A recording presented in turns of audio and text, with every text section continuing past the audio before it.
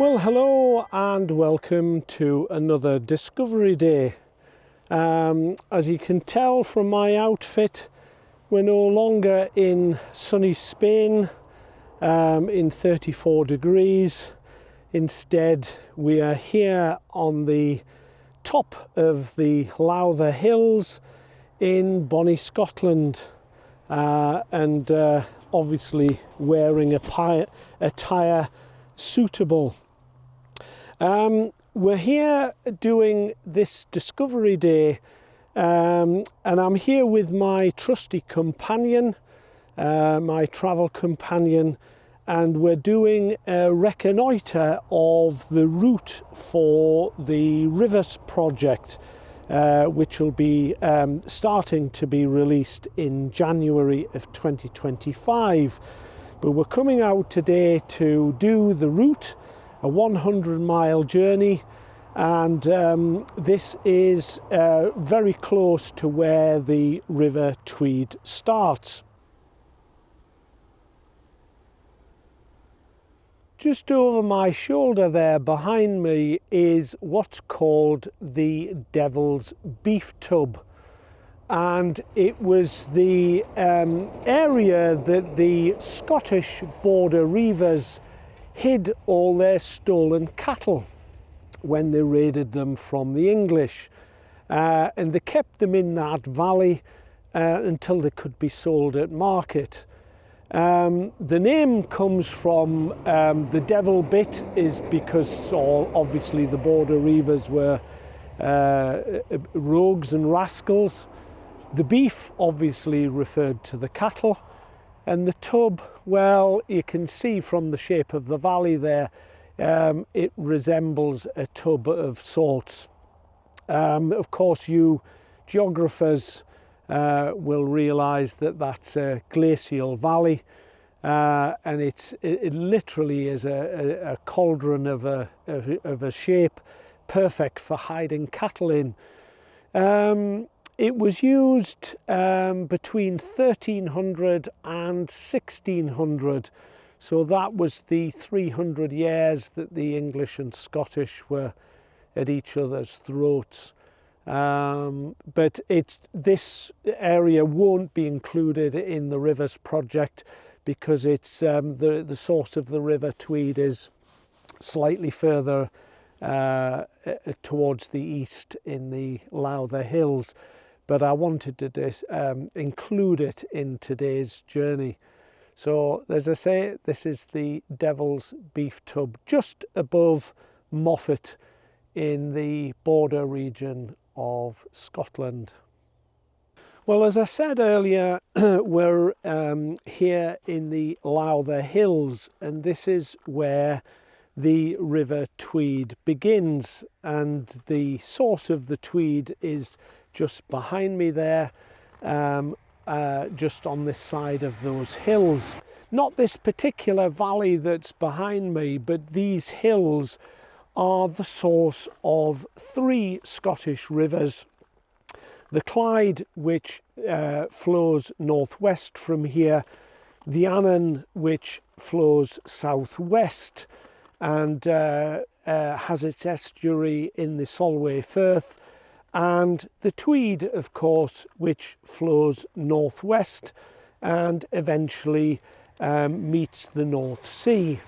The word Tweed is an old Scottish Gaelic word meaning border, and that's because the River Tweed formed the border between England and Scotland for many, many centuries. The river, in the last third of the river on the east side, it still forms the border between England and Scotland. The name of the river, of course, also gave its name to the main industry here in the manufacture of the woolen tweed cloth. So this is really an important part of Scotland because of that area, and because the river is, the river is actually 100 miles from here to the mouth of the Tweed in Berwick, and along that 100 miles were many, many woolen mills that produced the tweed cloth that is synonymous with Scotland, of course. We English call it the River Tweed, but the Scottish people call it Tweed Water. So that's a slight difference in the terminology. But basically the river begins over there on the marshy land on the other side of the road here. And I'll include a little bit of the drone footage I've just taken, but I don't want to spoil the main production next year. So that's all to tell you about this spot. As you can see from behind me, it's a proper pull in at the side of the road with 4 parking spaces, but this is the official start of the River Tweed.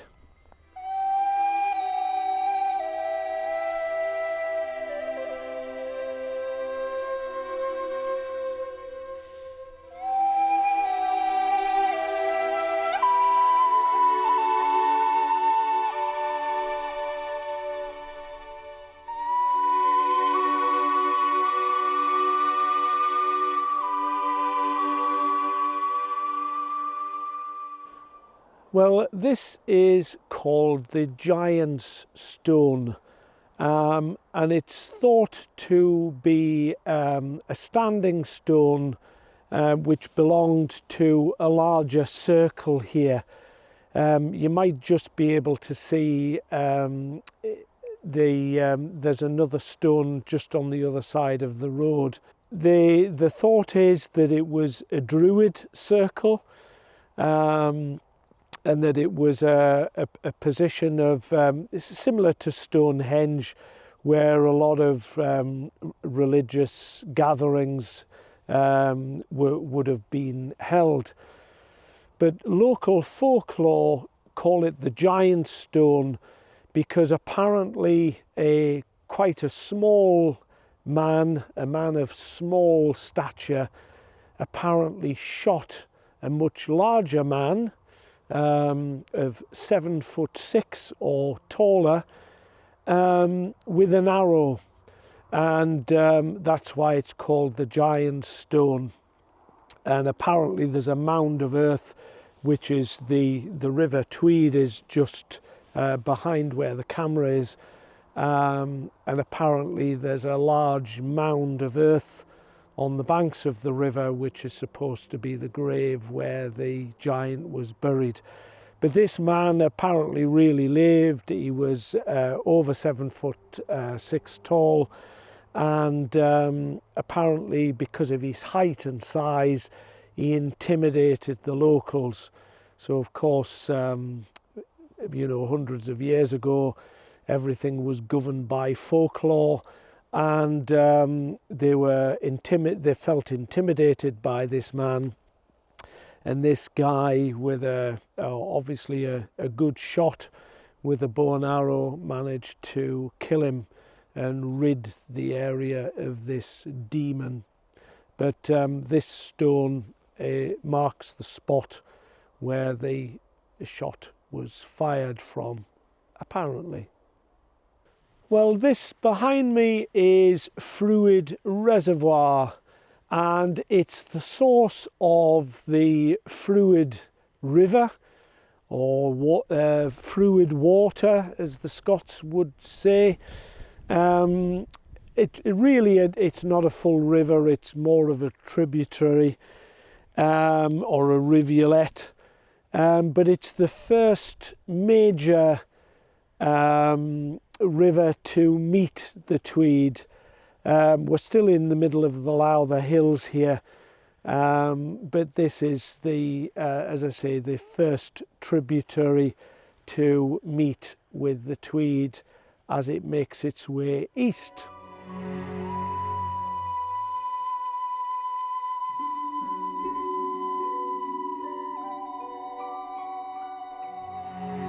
There's another reservoir which is over the hill behind me there called Tala Reservoir, and that provides the second tributary to join the Tweed. Well, this is a place on the banks of the river. I can hear it trickling in the background there, called Drumelzier. It's spelt Drumelzier, but it's pronounced Drumelzier.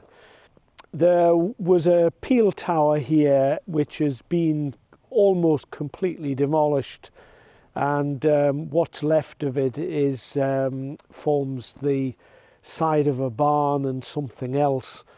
But it was significant, of course, because all along the border region and well north of the border, peel towers, just as they were in England, were the only safe way to live because of all the raids north and south, etc. So that was really the beginning of Drumelzier. But there's also another piece of folklore attached to this, and that was regarding Merlin the magician from Arthurian legend, and apparently was imprisoned here before he was put to death. Now, apparently, according to the folklore, he was a real person. He had, special insight into prophecy. So he was probably a wise man anyway. And then over the centuries, the legend of Arthur and Merlin sort of ensued. But he was a real person, and apparently he prophesied his own death, and he saw a triple death. So I don't have the details to hand at the moment. I shall include it in the Rivers project when that begins.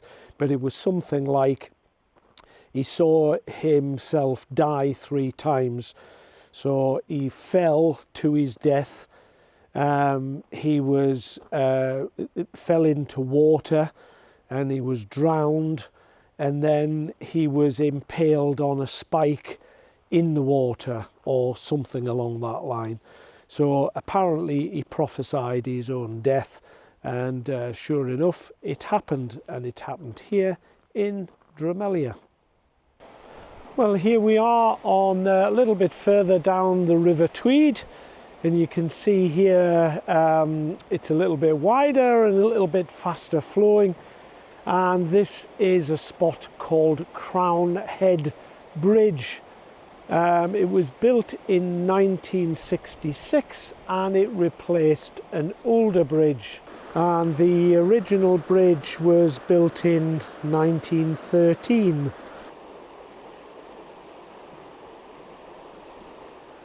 This is the first major road bridge across the river. As we've probably seen, there's been lots of little bridges taking single track roads over, but this is the first major bridge across the river, and it's just down the road from Drumelzier where we've just been. This is the Line Viaduct, which was built in 1860 to carry the Symington to Peebles railway line over Line Water, which is the river you can see behind me. And Line Water, or the River Line, to give it the English title, meets the River Tweed only 200 metres from here.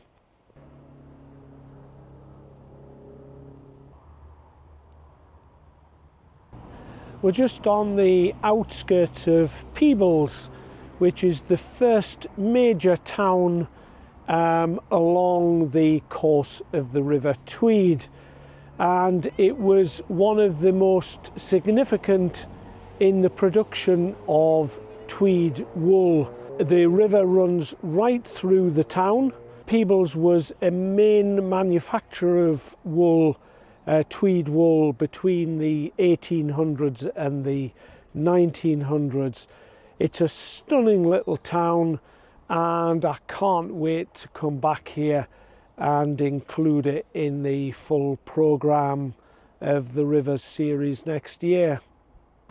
Well, this is another idyllic border town called Innerleithen, and the word Innerleithen means the confluence of Leithen water.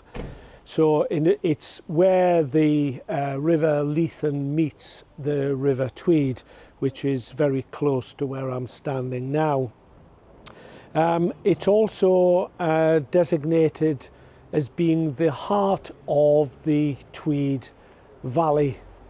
And quite close to here is the magnificent Troquaire House, if I pronounced that correctly, which will be featured in the Rivers project when we do that.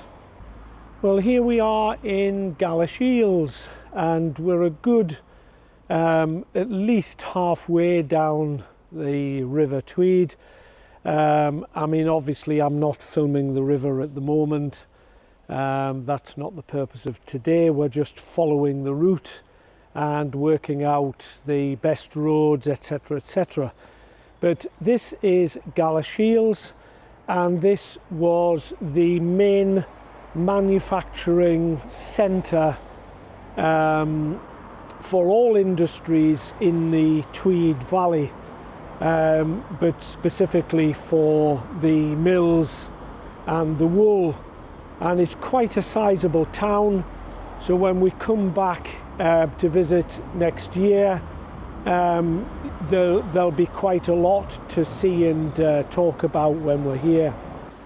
Two famous Scots were connected to Galashiels, or associated with Galashiels, and that was the famous Rabbie Burns and Walter Scott.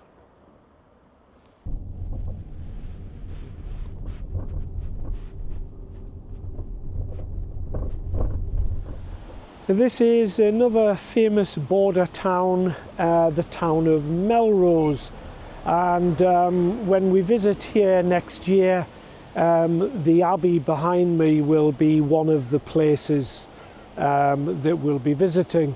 It's clothed in scaffold at the moment, so hopefully that'll be removed by the time we get here. The Abbey was built by David I of Scotland, and it has connections to St Cuthbert of Lindisfarne. Well, behind me is Kelso, another famous border town that I've featured before in the last Borders film that I made about 2 or 3, maybe 4 years ago now, I can't remember. Very famous, of course, for its abbey. The bridge behind me is quite famous as well. I'll talk more about that when I visit here next year. And if I spin around, the most significant point, considering this is a project about the River Tweed, or next year it will be, is this is where the River Teviot and the River Tweed meet. Although being north of the border still, we'll call it by its proper name, Tweed Water and Teviot Water. But this is where they meet, here just behind me, and from here the Teviot forms the Tweed, and it continues east to Berwick.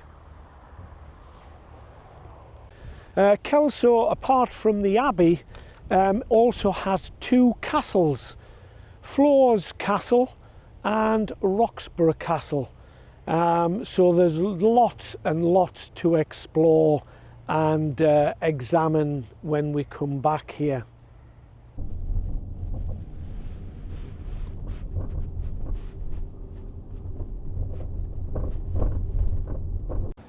Well, this is the end of our journey today, and I'm on the banks of the Tweed in Coldstream. And the guy on the top of the column there behind me is a guy called, well, his surname is Marjorie Banks, and we'll discover more about him when we come here next year. But of course, Coldstream is most famous for the Coldstream Guards. Again, I visited the museum in the Borders film. So if you can't wait for next year, skip over to that, and you can at least see that. And of course, on the other side of town is the Hersal, which belonged to Alex Douglas Home, and he was Prime Minister for a year in the 1960s, I think. And the Douglas family were synonymous with this area as well, so we'll be exploring all of that when we come back. But this is the Tweed, and from here it travels east a short distance of about 15 miles to Berwick-upon-Tweed, where it enters the North Sea. And I haven't included it today because the whole purpose of today, just to repeat, was to have a look at the route of the river and work out the best way to get there, and you know, the best things to note in the research, which I have started, but there's still a lot to do. Whereas the area between here and Berwick I'm very familiar with. I don't need to visit that today. So that's why I'm concluding today's Discovery Day here. So I hope you've enjoyed it. It's completely different to the other three that you've just seen. But it was a good one. I've enjoyed it. Some spectacular scenery up there in the Lowther Hills, and then of course all the border towns, and of course there's loads more to be included. As I say, at least 6 castles, and I've spotted about at least another 6 today, so you know, it's going to be a mega series this next year. So I'll bid you farewell, good health as always, and I will see you all again extremely soon in the next production. Bye for now.